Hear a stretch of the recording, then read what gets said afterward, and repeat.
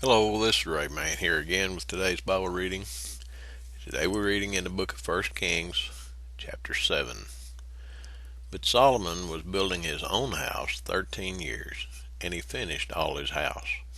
He built also the house of the forest of Lebanon. The length thereof was 100 cubits, the breadth thereof 50 cubits, and the height thereof 30 cubits, upon 4 rows of cedar pillars, with cedar beams upon the pillars. And it was covered with cedar above upon the beams, that lay on 45 pillars, 15 in a row. And there were windows in 3 rows, and light was against light in 3 ranks. And all the doors and posts were square with the windows, and light was against light in 3 ranks. And he made a porch of pillars. The length thereof was 50 cubits, and the breadth thereof 30 cubits. And the porch was before them, and the other pillars and the thick beam were before them. Then he made a porch for the throne where he might judge, even the porch of judgment, and it was covered with cedar from one side of the floor to the other. And his house where he dwelt had another court within the porch, which was of the like work. Solomon made also an house for Pharaoh's daughter, whom he had taken to wife, like unto this porch. All these were of costly stones, according to the measures of huge stones, sawed with saws, within and without, even from the foundation under the coping, and so on the outside toward the great court. And the foundation was of costly stones, even great stones, stones of 10 cubits, and stones of 8 cubits. And above were costly stones, after the measures of huge stones and cedars. And the great court round about was with 3 rows of huge stones, and a row of cedar beams, both for the inner court of the house of the Lord, and for the porch of the house. And King Solomon sent and fetched Hiram out of Tyre. He was a widow's son of the tribe of Naphtali, and his father was a man of Tyre, a worker in brass, and he was filled with wisdom and understanding, and cunning to work all works in brass. And he came to King Solomon, and wrought all his work. For he cast 2 pillars of brass, of 18 cubits high apiece, and a line of 12 cubits did compass either of them about. And he made 2 chapiters of molten brass, to set upon the tops of the pillars. The height of the one chapiter was 5 cubits, and the height of the other chapiter was 5 cubits. And nets of checker work, and wreaths of chain work, for the chapiters which were upon the top of the pillars, 7 from the one chapiter, and 7 for the other chapiter. And he made the pillars, and 2 rows round about upon the one network, to cover the chapiters that were upon the top, with pomegranates, and so did he for the other chapiter. And the chapiters that were upon the top of the pillars were of lily work in the porch, 4 cubits. And the chapiters upon the 2 pillars had pomegranates also above, over against the belly which was by the network, and the pomegranates were 200 in rows round about upon the other chapiter. And he set up the pillars in the porch of the temple, and he set up the right pillar, and called the name thereof Jachin. And he set up the left pillar, and called the name thereof Boaz. And upon the top of the pillars was lily work. So was the work of the pillars finished. And he made a molten sea, 10 cubits from the one brim to the other. It was round all about, and its height was 5 cubits, and a line of 30 cubits did compass it round about. And under the brim of it round about there were knops compassing it, 10 in a cubit, compassing the sea round about. The knops were cast in 2 rows when it was cast. It stood upon 12 oxen, 3 looking toward the north, 3 looking toward the west, 3 looking toward the south, and 3 looking toward the east. And the sea was set above upon them, and all their hinder parts were inward. And it was an handbreadth thick, and the brim thereof was wrought like the brim of a cup, with flowers of lilies. It contained 2,000 baths. And he made 10 bases of brass. 4 cubits was the length of one base, and 4 cubits the breadth thereof, and 3 cubits the height of it. And the work of the bases was on this manner. They had borders, and the borders were between the ledges. And on the borders there were between the ledges were lions, oxen, and cherubims. And upon the ledges there was a base above, and beneath the lions and oxen were certain additions made of thin work.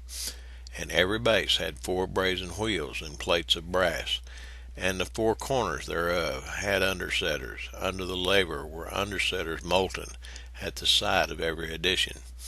And the mouth of it within the chapiter and above was a cubit, but the mouth thereof was round after the work of the base, a cubit and a half.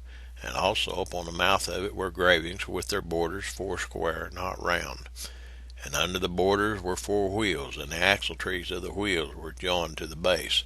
And the height of a wheel was a cubit and a half a cubit. The work of the wheels was like the work of a chariot wheel. Their axletrees and their naves and their felloes and their spokes were all molten. And there were 4 undersetters to the 4 corners of one base, and the undersetters were of the very base itself. And in the top of the base was there a round compass of half a cubit high.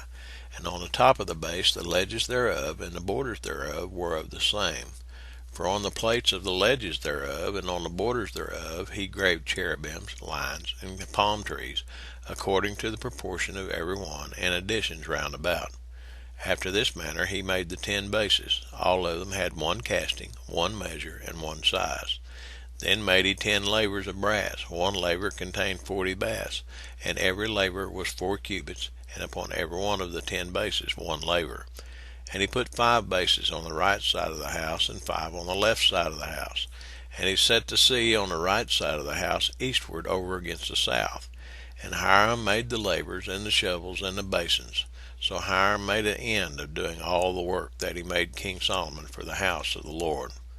The 2 pillars and the 2 bowls of the chapters that were on the top of the 2 pillars, and the 2 networks to cover the 2 bowls of the chapters which were upon the top of the pillars, and 400 pomegranates for the 2 networks, even 2 rows of pomegranates for 1 network, to cover the 2 bowls of the chapters that were upon the pillars, and the 10 bases, and 10 lavers on the bases, and 1 sea, and 12 oxen under the sea, and the pots, and the shovels, and the basins, and all these vessels which Hiram made to King Solomon for the house of the Lord were of bright brass. In the plain of Jordan did the king cast them, in the clay ground between Succoth and Zarethan.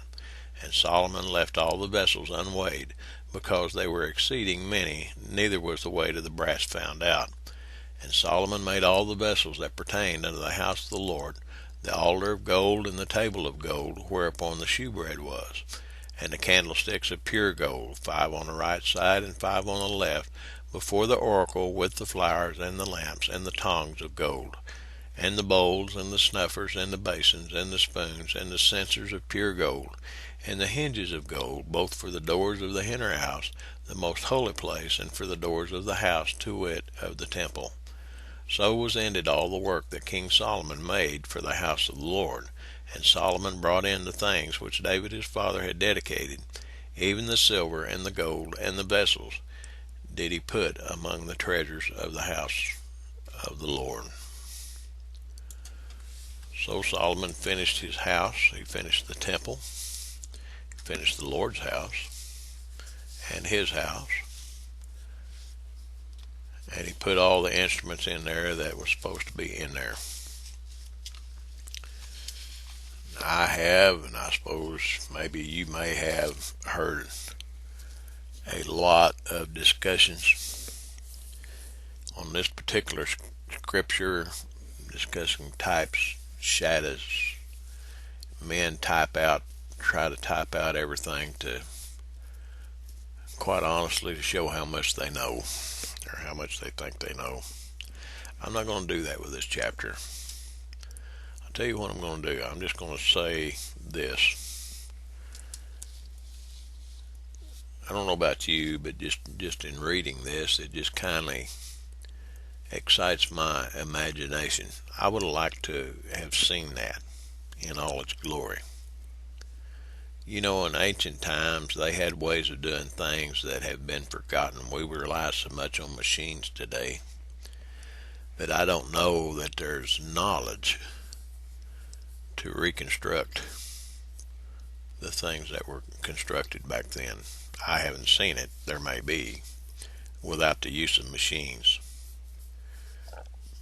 But just it sounds beautiful. I can almost smell the cedar that they put in there. They had as much cedar as they did. Of course, they used cedar. Cedar was it's a wood that lasts a long time. But the work with gold, the work with brass, the work with silver, can you imagine the beauty that was there? Anyway, that's a reading for today. I trust you'll have a blessed day. We'll talk to you tomorrow.